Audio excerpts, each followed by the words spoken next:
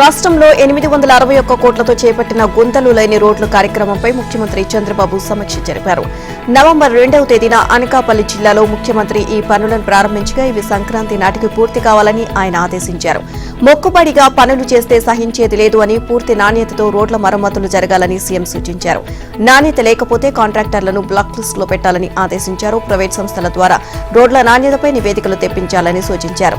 ప్రజల నుంచి positive response వచ్చేలా రోడ్ల మరమ్మతులు సమగ్రంగా జరగాలి అని సీఎం ఆదేశించారు. 20 రోజులుగా రాష్ట్ర వ్యాప్తంగా రోడ్లపై గుంతలు పూడ్చి బాగు చేసే పనులు జరుగుతున్నాయి. సచివాలయంలో సోమవారం జరిగిన సమీక్షలో ఈ పనుల పురోగతిని అధికారులు ముఖ్యమంత్రికి వివరించారు. రాష్ట్రంలో మొత్తం 45,378 కిలోమీటర్ల ఆర్ఎన్బి రోడ్డు నెట్వర్క్ ఉండగా అందులో 22,299 కిలోమీటర్ల మేర మరమ్మతులు చేయాల్సి ఉంది అని వివరించారు. రాష్ట్ర ప్రభుత్వం మంజూరు చేసిన 861 కోట్లతో ముమ్మరంగా మరమ్మతులు చేస్తున్నామని అధికారులు తెలియజేశారు.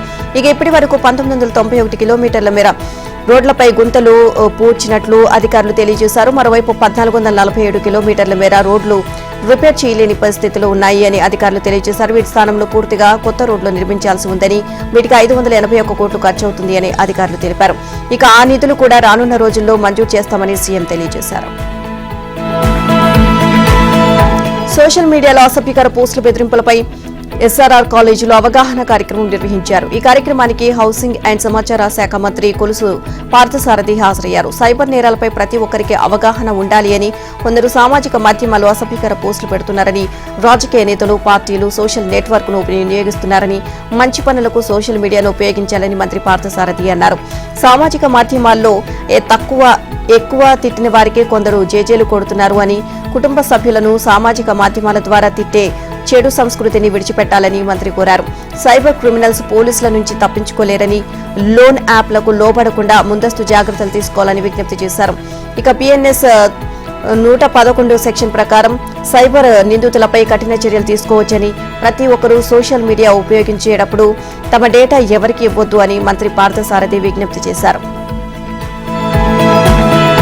సినీ దర్శకుడు రామ్ గోపాల్ వర్మ అజ్ఞాతంలోకి వెళ్లారు. సోషల్ మీడియాలో పోస్టుల కేసులో పోలీసులు అరెస్ట్ చేస్తారు అనే భయంతో ఆయన తప్పించుకు తిరుగుతున్నారు. ఈ కేసు విచారణలో భాగంగా సోమవారం ఆయన ఒంగోలు రూరల్ పోలీస్ స్టేషన్ కు హాజరు కావాల్సి ఉండగా డుమ్మా కొట్టారు. దీంతో ప్రకాశం జిల్లా పోలీసులు 2 బృందాలుగా ఏర్పడి వర్మను అరెస్ట్ చేసేందుకు హైదరాబాద్ లోని ఫిలింనగర్ లో ఉన్న ఆయన నివాసానికి వెళ్లారు. అయితే అప్పటికే ఆయన ఫోన్ స్విచ్ ఆఫ్ చేసుకున్నారు. ఈ సందర్భంగా వర్మ తరపు న్యాయవాది పోలీసులతో మాట్లాడుతూ ఆర్జీవీ ఇంట్లో లేరని, వర్చువల్ గా విచారించేందుకు అవకాశం ఉందని, ఆ మాధ్యమంలో ప్రశ్నిస్తే సమాధానం చెప్పేందుకు సిద్ధంగా ఉన్నామని తెలియజేశారు. కాగా వర్మ కూడా వర్చువల్ విచారణకు అనుమతి ఇవ్వాలని విచారణ అధికారిని కోరారు. ఇక దీనిపై అధికారులు ఎలాంటి నిర్ణయం తీసుకోలేదని, ఇంతలో పోలీసులకు మరో సమాచారం అందింది. వర్మ తమిళనాడులోని కోయంబత్తూరులో ఉన్నట్లు తెలిసిందే. దీంతో ప్రకాశం జిల్లా పోలీసులు తమిళనాడు పోలీసులతో మాట్లాడారు. మరో పోలీస్ బృందాన్ని చెన్నైకి పంపేందుకు సిద్దమవుతున్నారు. కాగా తొలుత తనపై ఉన్న కేసును కొట్టివేయాలని వర్మ హైకోర్టులో క్వాష్ పిటిషన్ వేశారు. న్యాయమూర్తి దానిని కొట్టివేయడంతో అరెస్ట్ నుంచి రక్షణ కల్పిస్తూ మధ్యంతర ఉత్తర్వులు ఇవ్వాలని వర్మ మరో పిటిషన్ దాఖలు చేశారు. దీనిపై ఇవాళ హైకోర్టులో విచారణ జరగనుంది. గుంటూరులో హారిటేజ్ పేరుతో గ్రీన్ గ్రేస్ అనే సంస్థ నిబంధనలకు విరుద్ధంగా అపార్ట్మెంట్స్ నిర్మిస్తున్నారని, దీనిపై చర్యలు తీసుకోవాలని Ponnuru MLA Dhulipala Narendra AP pollution committee అధికారులకు ఫిర్యాదు చేశారు. గుంటూరులో హెరిటేజ్ గ్రీన్ గ్రేస్ పేరుతో అపార్ట్మెంట్ల నిర్మాణంలో జరిగిన ఉల్లంఘనలను ఆయన వివరించారు. పొల్యూషన్ బోర్డు నుంచి నిర్మాణానికి ఎటువంటి అనుమతులు తీసుకోకుండా భారీ ప్రాజెక్టును ఎలా ప్రారంభించారని ధూళిపాల ప్రశ్నించారు. ఉల్లంఘనలు జరిగితే ఈసీని రద్దు చేసే అధికారం పొల్యూషన్ కంట్రోల్ బోర్డుకు ఉంటుంది అని ఆయన తెలియజేశారు. తీవ్ర ఉల్లంఘనలకు పాల్పడిన అపార్ట్మెంట్ యాజమాన్యంపై చర్యలు తీసుకోవాలని అధికారులను ఆయన డిమాండ్ చేశారు. ఈ నిర్మాణాల కోసం మధ్యతరగతి ప్రజల నుంచి పెద్ద మొత్తంలో డబ్బులు వసూలు చేశారని, గ్రీన్ గ్రేస్ అపార్ట్మెంట్స్ పేరిట వైట్ కాలర్ నేరం చేశారని ఆయన ఆరోపించారు. గడిచిన 5 ఏళ్లలో ఒక్క అధికారి కూడా అటువైపు కన్నెత్తి చూడలేదని, వైసీపీ అధికారంలో అంబటి రాంబాబును అడ్డం పెట్టుకుని అక్రమాలకు పాల్పడ్డారని ఆయన ఆరోపించారు. విశాఖ రుషికొండ ప్యాలెస్ ను పబ్లిక్ మ్యూజియం గా తీర్చిదిద్దాలని బీజేపీ ఎమ్మెల్యే విష్ణు కుమార్ రాజును కలిసి దళిత సంఘాల నేతలు వినతి పత్రం ఇచ్చారు. ఇక దీన్ని తెలుగు వారందరికీ ఉపయోగపడేలా చేయాలని కోరారు. విశాఖలో అనేక బుద్ధిస్ట్ స్థావరాలు ఉన్నాయని, అలాగే హైదరాబాద్ బుద్ధిస్ట్ మాన్యుమెంట్స్ ఉన్నాయని వాటన్నిటినీ ఇక్కడ ఉంచి దానిని డెవలప్ చేస్తే బాగుంటుంది అని సూచించారు. దీంతో పాటు ప్యాలెస్ నిర్మాణానికి భారీగా ఖర్చు చేశారని, అక్కడ జరిగిన అక్రమాలపై చర్యలు తీసుకోవాలని దళిత నేతలు డిమాండ్ చేశారు. దీనిపై విష్ణు కుమార్ రాజు స్పందిస్తూ ఈ విషయాన్ని ప్రభుత్వం దృష్టికి తీసుకువెళ్తాను అని హామీ ఇచ్చారు.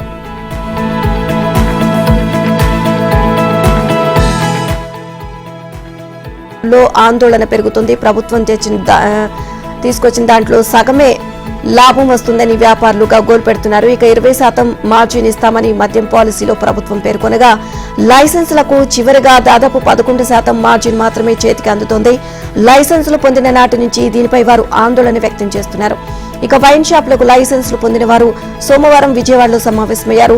ఎక్సైజ్ స్టేషన్ కు ఒకరు చొప్పున 200 మంది లైసెన్సులు ఈ కార్యక్రమంలో పాల్గొన్నారు.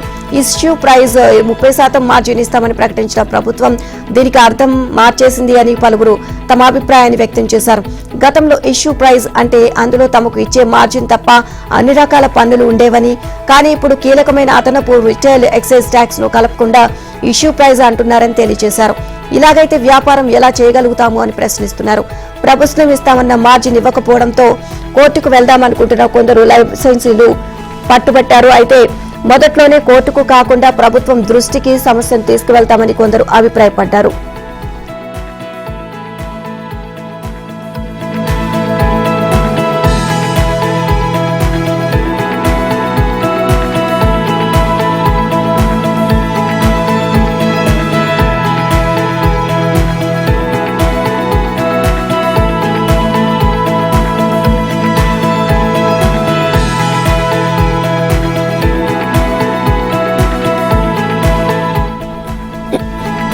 వైఎస్ జగన్ నిర్లక్ష్యం ప్రజలకు శాపంగా మారింది. హంద్రీ నదిపై బ్రిడ్జి నిర్మాణాన్ని గత ప్రభుత్వం పూర్తి చేయలేదు. దీంతో కర్నూలు జిల్లా కోడుమూరు మండలం గోరెంట్ల గ్రామ ప్రజలు తమ ప్రాణాలను అరచేతిలో పెట్టుకుని హంద్రీ నదిని దాటాల్సి వస్తోంది.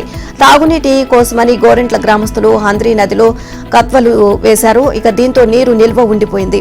ఆ నీటిలోని 10 గ్రామాల ప్రజలు సర్కారు ఫీట్లు చేస్తూ నదిని దాటుతున్నారు. ఇక వర్షాకాలంలో అయితే నదిని దాటే పరిస్థితి ఉండదు. కోడుమూరు మండలం గోరెంట్లలో 2018లో పాదయాత్ర చేసిన వైఎస్ జగన్ తమ పార్టీ అధికారంలోకి వస్తే హంద్రీ నదిపై బ్రిడ్జి ఏర్పాటు చేస్తామని హామీ ఇచ్చారు. ఇక 2023లో వైసీపీ మంత్రులు స్థానిక ఎమ్మెల్యే హడావిడిగా బ్రిడ్జి నిర్మాణానికి శంకుస్థాపన చేశారు. అయితే గత ప్రభుత్వం బిల్లులు చెల్లించకపోవడంతో కాంట్రాక్టర్ పనులను ఆపివేశారు. దీంతో పిల్లర్ల దశలోనే బ్రిడ్జి పనులు అర్థాంతరంగా ఆగిపోయాయి. నిత్యం రైతులు, విద్యార్థులు, ఉద్యోగులు, ఆటోలు, బడి బస్సులు దాటాల్సి వస్తోంది. ఇక హంద్రీ నదిని దాటడం 10 గ్రామాల ప్రజలకు సవాల్గా మారింది. నల్గొండ జిల్లా మిర్యాలగూడలో అంతర్జాతీయ చెస్ క్రీడాకారిణి దివ్యశ్రీ ఆధ్వర్యంలో ఏర్పాటు చేసిన డైమండ్ చెస్ కోచింగ్ అకాడమీని జిల్లా సబ్ కలెక్టర్ నారాయణ అమిత్ ప్రారంభించారు. విద్యార్థుల్లో సృజనాత్మకతను వెలికి తీసేందుకు డైమండ్ చెస్ అకాడమీ ప్రారంభించినట్లు దివ్యశ్రీ తెలియజేశారు. ఇక మిర్యాలగూడ నుండి అంతర్జాతీయ క్రీడాకారులను తయారు చేయడమే లక్ష్యంగా అకాడమీ ఏర్పాటు చేశామని అన్నారు. చెస్తో పాటు విద్యార్థుల్లో ఉన్న సమస్యలను పరిష్కరించడం, వారిలో వ్యక్తిత్వ వికాసం, క్రమశిక్షణ పెంపొందించేందుకు కృషి చేస్తామని అన్నారు. 175 మంది అందులతో చెస్ ఛాంపియన్షిప్ పోటీలు నిర్వహించేందుకు Guinness book of world record నుండి తనకు వర్తమానం అందిందని, అది మిర్యాలగూడలోని ఏర్పాటు చేసి మిర్యాలగూడకు గుర్తింపు తెచ్చేందుకు ప్రయత్నిస్తున్నామని తెలియజేశారు. ప్రస్తుతం స్పాన్సర్ల కోసం ఎదురు చూస్తున్నామని, అన్ని కలిసి వస్తే డిసెంబర్లో ఈ కార్యక్రమాన్ని ఏర్పాటు చేసేందుకు ప్రయత్నిస్తున్నామని అన్నారు. ఈ సందర్భంగా సబ్ కలెక్టర్ మాట్లాడుతూ మంచి లక్ష్యంతో విద్యార్థుల్లో ఉన్న ప్రతిభను వెలికి తీసేందుకు చేసే అకాడమీ ఏర్పాటు చేయడం అభినందనీయమో అన్నారు. ఉమ్మడి నెల్లూరు జిల్లా సూళ్లూరుపేట నియోజకవర్గం వైసీపీలో చిచ్చు మొదలైంది. సూళ్లూరుపేట వైసీపీ పట్టణ అధ్యక్షుడు కలుతూరు శేఖర్ రెడ్డికి వైసీపీ అధికారంలో ఉన్న నాటి నుంచి సొంత పార్టీకి చెందిన నేతలతో విభేదాలు ఉన్నాయి. గతంలో సూళ్లూరుపేటలో అసెంబ్లీ ఎన్నికల సమయంలో అదే పార్టీకి చెందిన సీనియర్ నేత కామిరెడ్డి సత్యనారాయణ రెడ్డితో అప్పటి వైసీపీ ఎమ్మెల్యే కిలికివేటి సంజీవయ్య సమక్షంలోనే గొడవలకు దిగిన సందర్భాలు ఉన్నాయి. ఈ క్రమంలో వైసీపీ జిల్లా అధ్యక్షుడు కాకాని గోవర్ధన్ రెడ్డి ఫిర్యాదుతో శేఖర్ రెడ్డిని వైసీపీ నుంచి సస్పెండ్ చేస్తూ ఉత్తర్వులు జారీ చేశారు. దీంతో సూళ్లూరుపేట నియోజకవర్గంలో వైసీపీలో అంతర్గత కుమ్ములాటలు మొదలయ్యాయని స్థానికులు చర్చించుకుంటున్నారు.